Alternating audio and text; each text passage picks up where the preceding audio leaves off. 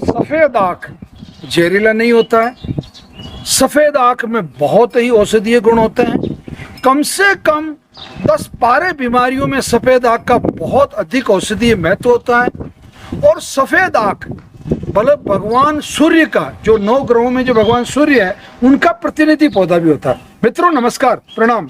मैं हंसराज चौधरी, संस्थापक श्री नवग्रह आश्रम सेवा संस्थान की ओर से आप सभी लोगों का स्वागत करता हूं, नमस्कार करता हूं। मित्रों, सफेद आंख यानी कि जिसको श्वेत अर्क भी कहा जाता है, जिसको मदार भी कहा जाता है, ये आप देख पा रहे हैं इसके जो पुष्प है वो बिल्कुल सफ़ेद रंग के हैं। एक जो सामान्यतया जो आंख होता है उसके जो पुष्पों का रंग होता है, उनके फूलों के रंगों पे एक हल्का सा गुलाबीपन, एक हल्का सा कालापन मतलब लिए हुए होता है। और ये पुष्प का जो खिलावट है वो भी उसकी इस तरीके से नहीं। इसके पत्ते, इसकी विशेष तौर से पहचान आप समझ लें। ये देखो, इसके जो पत्ते हैं वो पतले हैं परंतु लंबे हैं। और सामान्य जो आंख होता है उसके पत्तों की चौड़ाई ज्यादा होती है और वो हल्की सी गोलाकार लिए हुए होती है, जबकि आप देख रहे हैं इसके जो पत्ते हैं ये बिल्कुल लंबे हैं।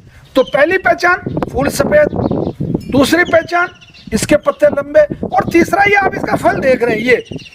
ये जो फल जब सूखता है मतलब जब बड़ा इतना बड़ा हो जाता है, और केरी का जैसा कभी कभी दूर से तो ऐसा आभास होता है कि ये जैसे आम की कच्ची केरी हो, ये जब पकता है तो इसमें से बिल्कुल ऐसे छोटे छोटे से मतलब पतंगू जैसे या हल्के से बाल, बिल्कुल बारीक सा रेशमीन रुई जैसा, फज जैसा, ये आपको उड़ते हुए जमीन पर गिरते हुए भी कभी कभी मिलते हैं, जिसके नीचे बिल्कुल एक हल्का सा गेहूं रंग का एक छोटा सा बीज होता है। वही बीज पुनः जमीन में उग के और नए पौधे का निर्माण करता है। ये तो हुआ इसका परिचय। ये करीब करीब पूरे भारत में पाया जाता है।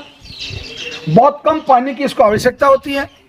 अगर इसकी सार संभाल की जाए, अगर इसको ठीक से अच्छे से पानी दे दिया जाए और इसको टूटने से अगर बचाया जाए, तो आप देख रहे हैं ये कितना विशाल हो गया। ये करीब करीब मतलब 10-11 फीट मतलब ये इसने ऊंचाई यहाँ पर कर रखी है। ये जो हमारे मुख्य जो हमारा श्री नवग्रह आश्रम सेवा संस्थान मोतीबोर का खेड़ा रायला भीलवाड़ा राजस्थान का जो मुख्य कार्यकारी भवन है, एग्जीक्यूटिव जो हमारा ऑफिस है, उसके बिल्कुल बाहर ये लगा हुआ है। अब आते हैं इसके औषधि गुणों पर।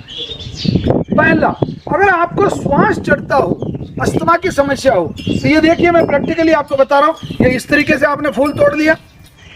इस फूल का ये आगे का जो हिस्सा है ये करीब करीब षटकोणी होता है, मतलब इसमें 6 ये जो पंखुड़ियां हैं ये 5 है, और अंदर जो है ये 6 इस तरीके से 6 या 5 ये जो होता है, इस हिस्से को आपने तोड़ लिया। ये जो हिस्सा मेरे पास है ये जहरीला नहीं है, इसका पुष्प भी जहरीला नहीं होता। ये हमारा आयुर्वेद के ग्रंथों में बाकायदा लिखा हुआ है। इस हिस्से को प्रातः काल गुड़ के अंदर मिला के, मतलब गुड़ इसके चारों तरफ आप गुड़ का लेपन कर लो, इसको निगल जाओ, या गुड़ के साथ इसका सेवन कर लो, या शहद के साथ इसका सेवन कर लो, या आपका कोई फल है उसके साथ में सेवन कर लो। और ये ऐसा अगर आप 10 दिन ये प्रक्रिया अपना लेते हैं तो आपका पुराने से पुराना श्वास का रोग समाप्त हो जाता है। दूसरा, जो ब्लड कैंसर होता है या जो मतलब आप कैंसर में समझ लीजिए, ब्लड कैंसर में तो बहुत अधिक लाभ करता है। किसी भी प्रकार के सामान्य से लेके जटिल से जटिल कैंसर में अगर इस सफेद आंख की ये इतनी सी मात्रा प्रतिदिन अगर इस्तेमाल आप करते हैं, महीने में 10 दिन तक, फिर आपको 20 दिन नहीं करनी, फिर अगले महीने में 10 दिन तक, तो आपके कैंसर को मतलब कमजोर होने में ज्यादा दिन नहीं लगता है। मतलब आप निश्चित रूप से ये मेरा अनुभव किया हुआ बात है। तीसरा, अगर आपके पैरों में जलन है तो इसके पत्ते जब पकते हैं तो हल्के से पीले पड़ जाते हैं। जैसे मैं आपको एक अभी मतलब चूंकि अभी तो 9 पल्लव आ रहे हैं, फूल ये पत्ते खिल रहे हैं, परंतु मैं एक हल्का सा पीलापन इस पत्ते में आ रहा है। ये पत्ता धीरे धीरे अभी 20-25 दिन में बिल्कुल पीला हो जाएगा। तो आपके जिन लोगों के तलवे जलते हैं, पैरों में जलन होती है या पैरों में छोटी छोटी गांठें हैं, वो अगर इसको अपने पैर के जो आप जूता पहनते हो जूते में नीचे, जूते के और पैर के बीच में इस तरीके से अगर आप ये पत्ता रख लेते हैं, 2-2 पत्ते एक एक जूते के नीचे तलवे में, तो आपकी जो जलन है वो बहुत जल्दी खत्म हो जाती है। हाँ, एक बहुत आश्चर्यजनक बात बता रहा हूँ। जिन लोगों को गठिया की समस्या है, जिन लोगों के जॉइंट पेन होता है, जिन लोगों के हड्डियों में बहुत अधिक दर्द होता है, वो इस तरीके से पके हुए पत्तों को लगातार 10 दिन तक अगर अपने पैरों में अगर रख लेते हैं 1 महीने में, तो उनके जो पैरों में जो जलन होती है या जो जॉइंट पेन होता है उससे भी आपको बहुत जल्दी राहत मिलती है। एक बात और है, इस आपको कितना ही पुराने से पुराना खांसी की समस्या हो, फेफड़ों की बीमारी की समस्या हो, आप बिल्कुल, मैं पुनः वही बता रहा हूँ, इस तरीके से एक फूल तोड़ लीजिए, इस फूल का ये हिस्सा निकाल लीजिए और इस हिस्से को आप अपनी सब्जी में डाल के खा सकते हैं, शहद के साथ खा सकते हैं, गुड़ के साथ खा सकते हैं।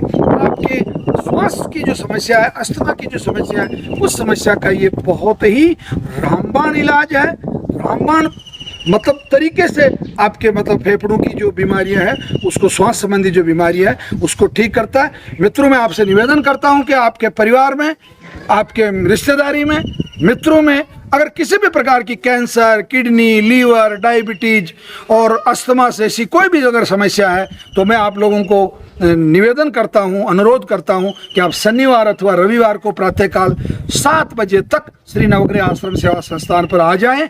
8 बजे हमारी नियमित कैंसर की क्लास होती है और 10 साढ़े 10 बजे तक हम आपको औषधि देके निवृत्त कर देते हैं। इसी प्रकार के महत्वपूर्ण औषधीय गुणों के वीडियो और बीमारियों के बारे में विशेष सुझाव और परहेज के बारे में जानकारी प्राप्त करने के लिए श्री नवग्रह आश्रम सेवा संस्थान का श्री नवग्रह आश्रम के नाम से जो YouTube चैनल है उसको आप सब्सक्राइब कर लें।